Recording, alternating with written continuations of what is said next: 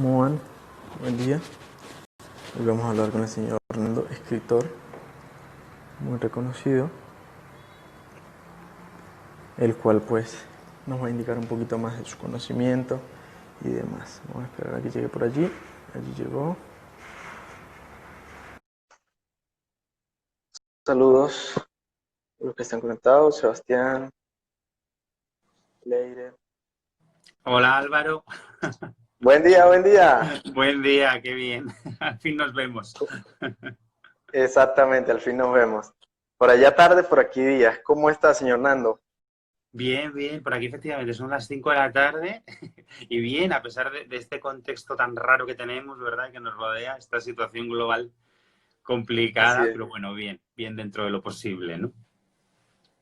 Sin duda alguna. Estamos extraordinariamente pese a las circunstancias que están pasando actualmente, ¿no?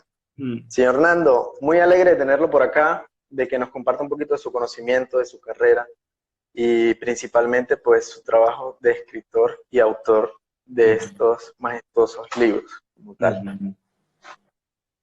Pues feliz, Iniciamos, feliz de hablar de cualquiera de ellos.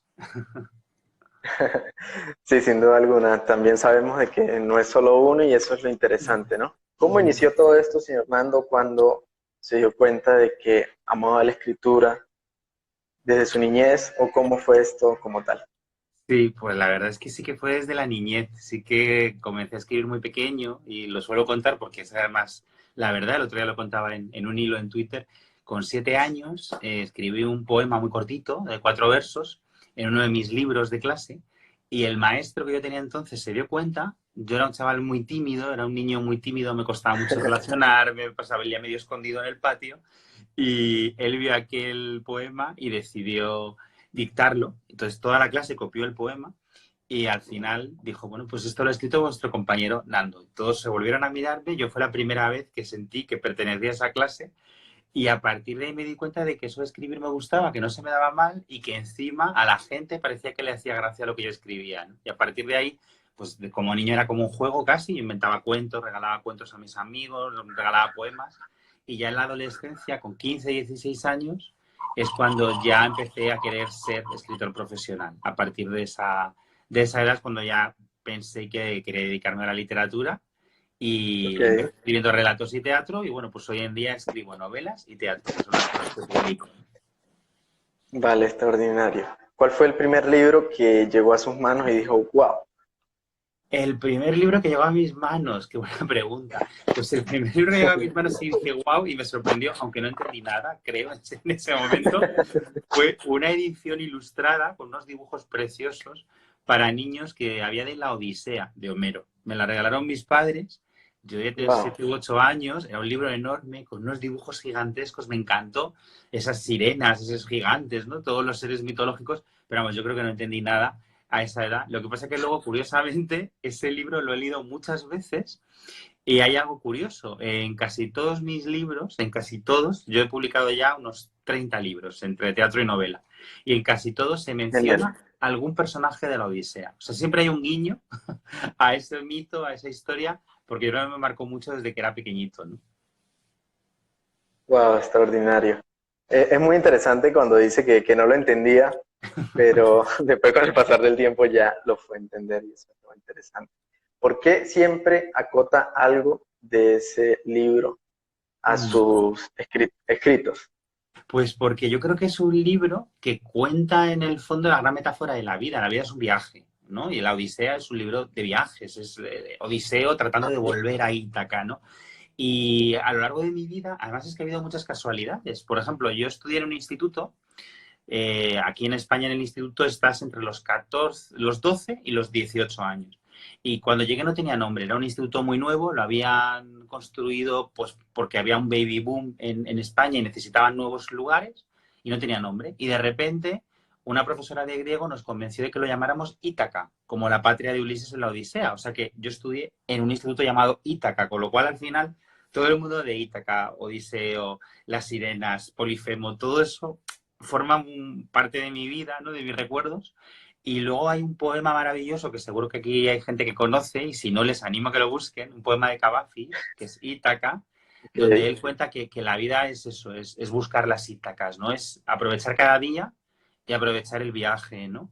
Y de alguna manera, pues en todos mis libros hablo de eso, de que a veces se nos escapa la vida esperando cosas y no nos damos cuenta de lo que Sin duda. tenemos, ¿no? Y por eso me gusta mucho mencionar ese mito, porque yo creo que al final la vida no son las metas que nos ponemos, sino cómo vamos llegando hacia esa meta, ¿no? Y muchas veces estamos tan obsesionados por el futuro que se nos escapa el presente y no nos damos cuenta de lo que tenemos, ¿no?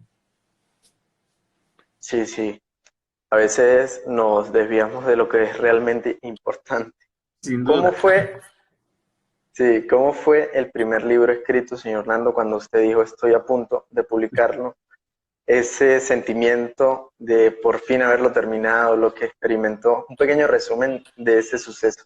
Pues ese suceso es que lo viví muy jovencito. Yo el primer libro lo escribí con 18 años y lo Ok, publiqué con 20. Entonces, con 18 años no eres consciente de nada. Yo escribí una novela, la presenté a un premio, tuve la suerte de que ganó el premio. El premio tenía un nombre muy curioso, se llamaba Joven y Brillante, que es una etiqueta que me ha perseguido muchas veces. Y bueno, pues ganó y tuve esa suerte, ¿no? Y de alguna manera, pues lo que sentí fue una emoción enorme porque sentí que estaba cumpliendo un sueño. Yo quería publicar un libro y de repente con 18 o 19 años publico una novela, ¿no? Pero no era muy consciente de lo que estaba pasando y sobre todo, una cosa que le digo siempre a los escritores jóvenes, que a veces tienen mucha prisa y piensan que van a publicar un libro, va a ser un gran éxito y a partir de ahí les va a cambiar la vida. Siempre digo que tengan paciencia, que las cosas son más lentas, que no ocurre todo de repente y que hay que ir así poco es. a poco, ¿no? Y en mi caso publiqué el primer libro, no fue mal, pero hubo que esperar hasta que pude publicar el siguiente, ¿no? Y ya fue el siguiente, el segundo libro, la segunda novela, fue la que me cambió la vida. Es una novela que se llama La Edad de la Ira. Tiene una versión teatral que escribí yo mismo, que les animo a que puedan ver también. La pueden ver en YouTube. Está, precisamente hace poco teníamos encuentros con países también en América que habían visto la función. Estuvimos hace poco hablando con gente de Panamá, de México, sobre la obra. Y ese Bien. libro sí me cambió la vida, porque sí tuvo mucha repercusión. Pero la primera novela no. Me hizo mucha ilusión, pero la leyó poquita gente, ¿no? Extraordinario. ¿Cuál ha sido la parte más gratificante de escribir durante tantos años? ¿Cómo ha denotado ese desarrollo como tal personal en respecto a la escritura? Pues lo que he notado es que cada vez me importan más los testimonios de la gente que me lee. No de que me digan, me ha gustado el libro, no me ha gustado, porque yo creo que al final cada uno tiene unos gustos, ¿no? Pero sí me influye Así es. mucho, claro, y lo que sí me influye es cuando me cuentan historias personales, cuando me dicen, pues a mí me gustaría que hablaras de este tema, o a mí me ha pasado esto. Y yo tengo la suerte de que me escribe mucha gente, me cuenta lo que vive y luego yo puedo darle la voz en mis textos, ¿no? Y eso es una evolución que a mí me hace muy feliz, el que siento que mi literatura pues permite hablar de temas que me importan y que a la gente que me rodea pues le preocupan también, ¿no? O sea que quizás ese es el cambio más grande que he notado. Excelente, excelente que sea así. Aparte de ello, ¿cuál es el libro que usted diga, wow, lo he terminado y por fin me ha dejado una gran enseñanza y aparte de ello, pues la gente ha tenido muy buena receptividad del mismo? Bueno, la verdad es que estoy muy contento ahora mismo. Yo creo que los autores en eso somos muy desagradecidos con nuestros libros porque nuestros favoritos siempre son los últimos. Y ahora mismo el que acabo de publicar, que es el que tengo aquí, que es este, se llama Hasta nunca Peter Pan, que de ahí que Peter Pan bueno, es un icono que me persigue, como se puede ver. Pues la verdad es que es un libro que fue muy difícil de escribir porque es una novela que está escrita con varios puntos de vista, con muchas referencias cinematográficas y que tiene una mirada Ok. como a veces melancólica y a veces cómica sobre la realidad contemporánea.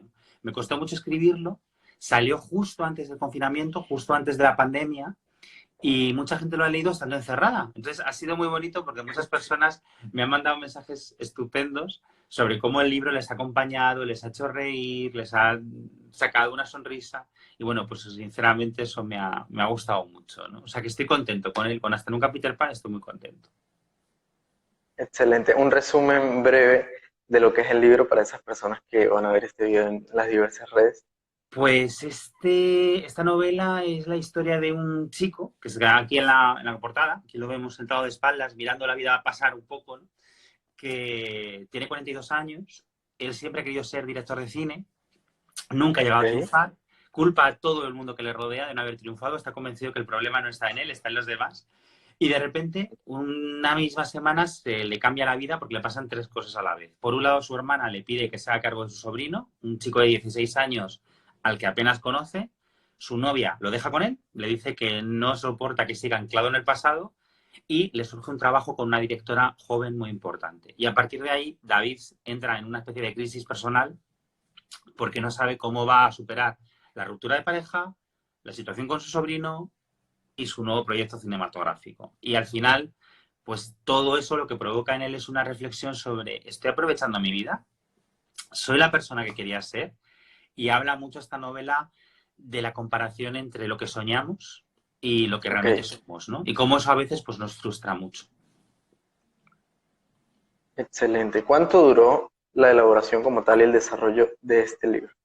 Pues me costaría decir una cifra exacta porque para eso soy bastante malo, pero yo creo que fueron, lo que es la escritura debieron ser unos 4 meses más o menos.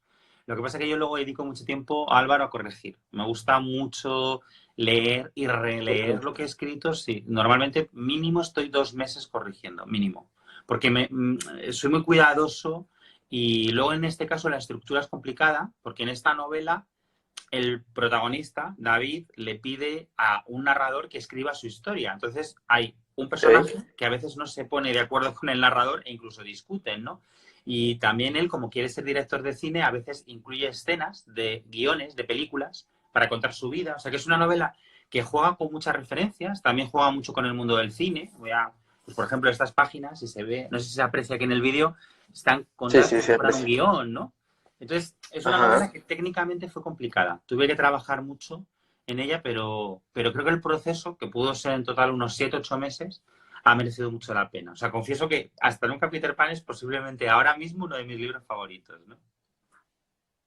magnífico que sea así. En la infancia, señor Nando, ¿cómo fue ese proceso de como tal arraigarse a este ámbito profesional que es la escritura? ¿Mamá, papá tuvo algún tipo de influencia en ello?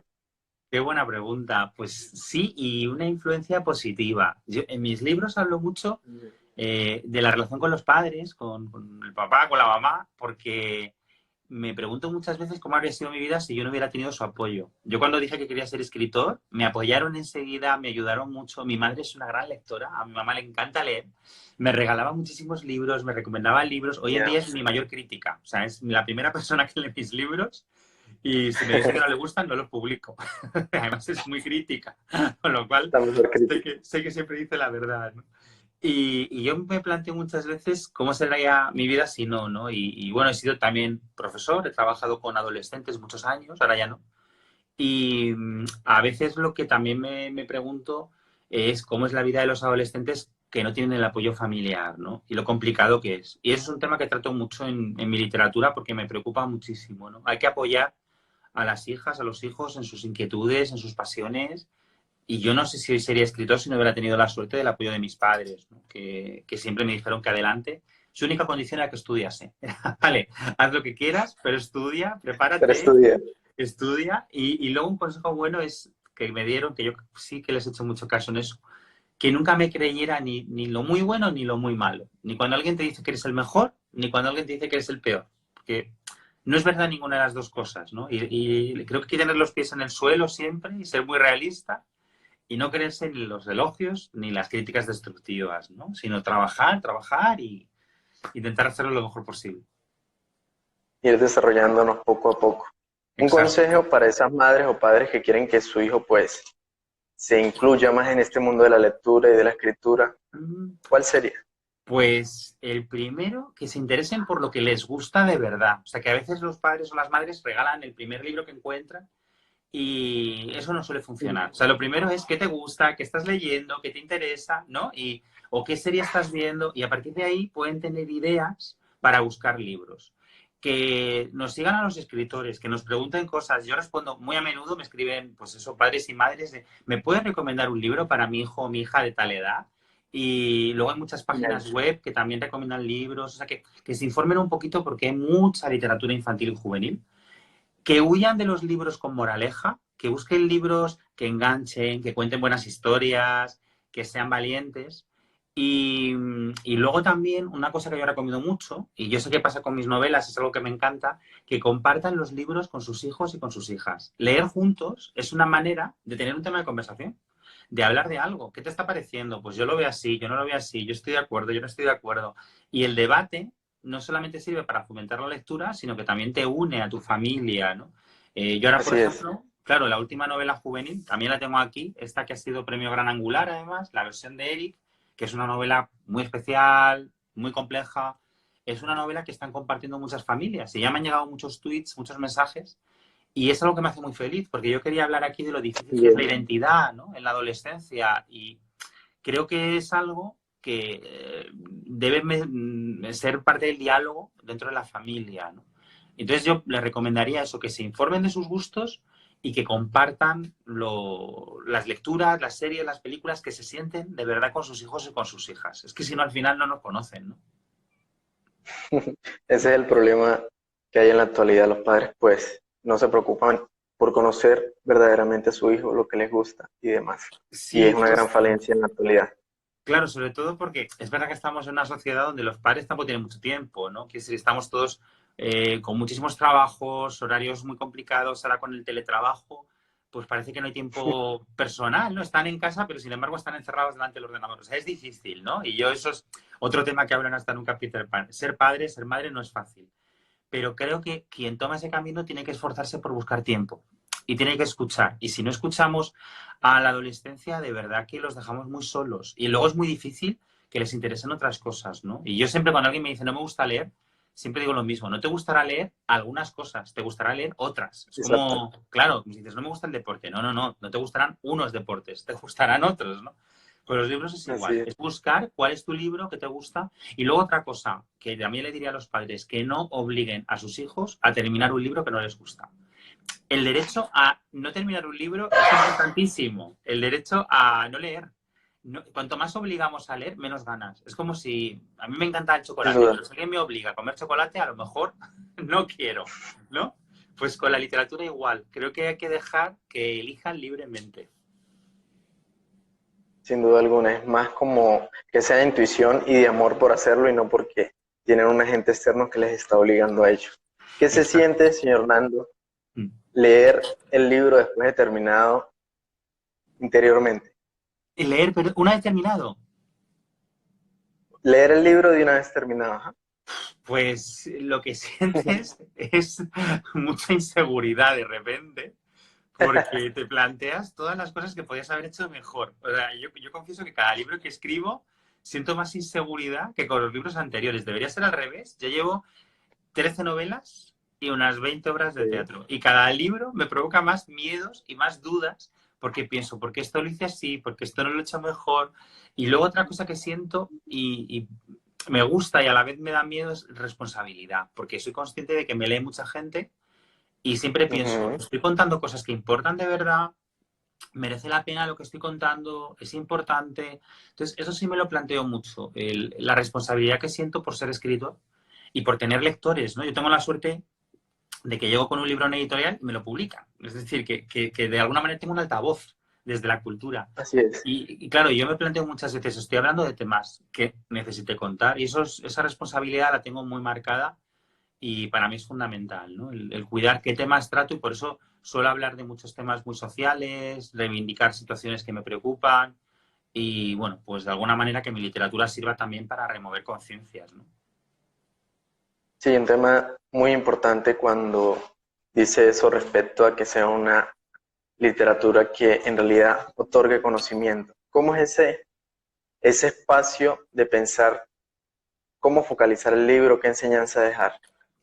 Pues yo lo que pienso, más que la enseñanza, porque al final yo no creo que deje una enseñanza, sino una pregunta, ¿no? Yo creo que mis libros lo que Un dejen es cuestionario. claro, un interrogante, porque al final la enseñanza, digamos, o la interpretación debe ser libre, debe ser el lector quien diga, ah, vale, pues yo lo que decido a partir de este libro es esto, ¿no? Yo lo que planteo son preguntas. O sea, me gusta mucho, por ejemplo, hablar de los temas incómodos. Creemos que estamos en una sociedad ya igualitaria, donde no hay machismo, no hay racismo, no hay homofobia, pero hay todo eso. Hay homofobia, transfobia, machismo, racismo, lo estamos viendo, ¿no? Ahora estamos viendo un contexto terrible de racismo, por ejemplo, ¿no? Y la literatura lo tiene que contar, lo tiene que denunciar. Entonces, yo el punto de partida que tomo siempre son los personajes. Empiezo siempre por, necesito un personaje que me enamore y que necesite contar su historia, porque además creo que al final lo que engancha al lector es que el personaje le provoque empatía, que se identifique con lo que le está contando, ¿no? En este caso, mira, por ponerte el ejemplo de estas cubiertas, que el otro día lo pensaba y me hizo mucha gracia, si te fijas aquí, Álvaro, en las dos, hay un personaje, en las dos es una persona que está de espaldas, pero las dos cubiertas tienen Así es, una persona. O sea, no son paisajes, no son acciones, son personas. Y están como persona. pensativas, ¿no? ¿Por qué? Porque son dos novelas, tanto la versión de Eric como Hasta nunca Peter Pan, donde los personajes son fundamentales, donde se cuenta su voz y su historia, ¿no? Entonces, para mí, lo primero es el personaje y lo segundo que pienso es la estructura. O sea, qué forma va a tener el libro y cómo lo voy a contar de manera que tenga que ver con la historia. Me gusta que cada libro sea distinto, ¿no? Y que la estructura sorprenda un poco. Aquí, por ejemplo, a ver si encuentro una página para ponerte un ejemplo de ello. En este caso, si se fijan aquí, no sé si se ve que hay un tachón en la página. Esto es porque el personaje está aquí, a ver si la vuelvo a recuperar, que se veía más o menos. Aquí se ve el tachón, ¿verdad? Más o menos, ¿no? Sí, Esto ahí es se ve porque, perfectamente. claro, porque aquí Eric cuenta su vida y la va improvisando. Eric es un personaje que llega una noche a una comisaría y dice que ha cometido un crimen. Y a partir de ahí empieza a recordar todos los hechos que le han llevado, pero está improvisando. Entonces, su cabeza está llena de recuerdos que chocan, de contradicciones, de confusión. Y yo quería que la estructura del libro, con esas palabras tachadas, reflejara esos Ujú. propios tachones, ¿no? Esos momentos que dices una cosa pero te contradices, te das cuenta de que no lo recuerdas bien. O sea, la estructura es importante. Y en este caso, en Hasta nunca Peter Pan, sin embargo, la estructura, que también se verá aquí, son películas. Esta es Un día de furia, una película de los 90, y a partir de cada película se entra en una sección de la novela. O sea, me gusta mucho jugar con la forma. Es lo que más me divierte del libro. Y así pienso, o sea, es personaje, estructura, y Ok. luego ya me lanzo a contar la historia. Nunca la planifico e improviso conforme voy escribiendo, que es lo que más me gusta de todo. E ir inventando. Y eso el problema es que a veces te metes en lugares complicados, en laberintos, y tienes que corregir mucho después, ¿no? O contradicciones. De repente has dicho que un personaje tiene dos hermanos y en la página 50 es hijo único y has matado a dos hermanos sin darte cuenta y tienes que volver para atrás y corregirlo, ¿no? Sí, eso es lo majestuoso, pues, de la escritura como tal. Sí. En este caso, pues, Nando ama la escritura, pero los números no mucho. Los números menos. Aunque yo, en el fondo, no se me dan mal las matemáticas, tengo que decir. Pero no he salido científico. He salido de letras puras. Exacto, exacto. Un consejo como tal para ir cerrando, Mm. tanto como escritor, autor y de vida principalmente, que eso es fundamental también para Hablemos, dejar un poquito la huella y la esencia del personaje que estuvo aquí presente en la entrevista, aparte de su profesión. Pues para mí, el consejo que yo daría, que además está en todo lo que escribo, y curiosamente en las dos novelas de las que he hablado hoy, es, por un lado, no esconderse nunca. Creo que hay mucha gente que tiene miedo a mostrar cómo es, cómo siente, cómo Así es. piensa. Y creo que tenemos que recordar que solo tenemos una vida, que es muy corta y que no la podemos vivir fingiendo ser otra persona. Tenemos que ser como somos, tenemos que elevar nuestra voz, tenemos que opinar, expresarnos, respetarnos y no podemos tener miedo a quienes somos. Y hay gente que vive con miedo por muchos motivos y honestamente creo que eso es algo que tenemos que vencer. Y el segundo, y más ahora, ¿no? En esta semana tan terrible, con todo este problema dolorosísimo, ¿no? Que estamos viviendo también esta situación de racismo terrible que estamos viendo, Así es. de violencia, de injusticia social. Creo que es muy importante que seamos conscientes de las desigualdades y no solo hoy está, Instagram está lleno, por ejemplo, de imágenes en negro, ¿no? Con Negro. blackout. Bien, está bien que lo hagamos, pero no podemos dejar el activismo en un día. El activismo es constante, es todos los días hay que luchar contra el racismo, todos los días hay que luchar contra la homofobia, todos los días hay que luchar contra el machismo y Así creo es. que es importante ser conscientes de que queda mucho por hacer. O sea que yo, como consejo, es el no ocultarse y el tener viva siempre la solidaridad y la empatía, ponernos en la piel de las personas que no somos y tratar de entender su dolor, ¿no? Sin duda alguna, por supuesto que sí. Y como tal, pues sabemos que la vida es temporal, como usted acota, y lo más importante es preocuparnos por nosotros mismos y desarrollar esos aspectos tanto educativos como personales que debemos desarrollarnos. Sin duda, ¿no? Y conversar, que es una manera de educar, ¿no? Por eso el título de este programa es tan bonito, ¿no? Hablemos y esa idea, Hablemos. ¿no? Porque al final es lo que necesitamos, hablar. Yo creo que estamos viendo que ahora mismo estamos en una sociedad que no sabe hablar. Es una sociedad muy violenta, es una sociedad muy narcisista, nos hemos vuelto todos muy ególatras, todo es a golpe de like, Ujú. a golpe de story, a golpe de retweet.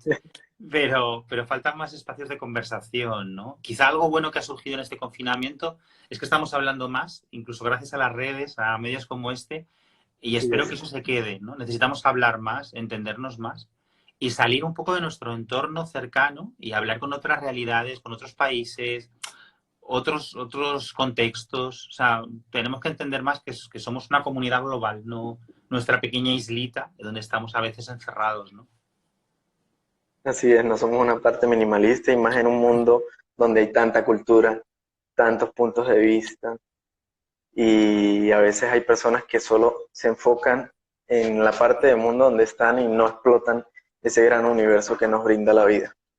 Totalmente, totalmente. Hay que tratar de disfrutarlo, de conocerlo y sobre todo de valorarlo. Yo creo que la diversidad es otra de las palabras que más me gustan y que más me importan, ¿no? El entender que no solo son, el ser diversos es una realidad, sino que además es una riqueza. Y esa diversidad a todos los niveles la tenemos que defender y la cultura yo creo que tiene que expresarla. Por eso yo trato de que mis novelas sean muy diversas en sus personajes, sus historias, sus Así formas, es. sus mundos porque es un poco la realidad en la que vivo y en la que quiero vivir, ¿no? Al final, yo creo que uno escribe no solo para describir el mundo en el que se encuentra, sino el mundo en el que le gustaría encontrarse, ¿no?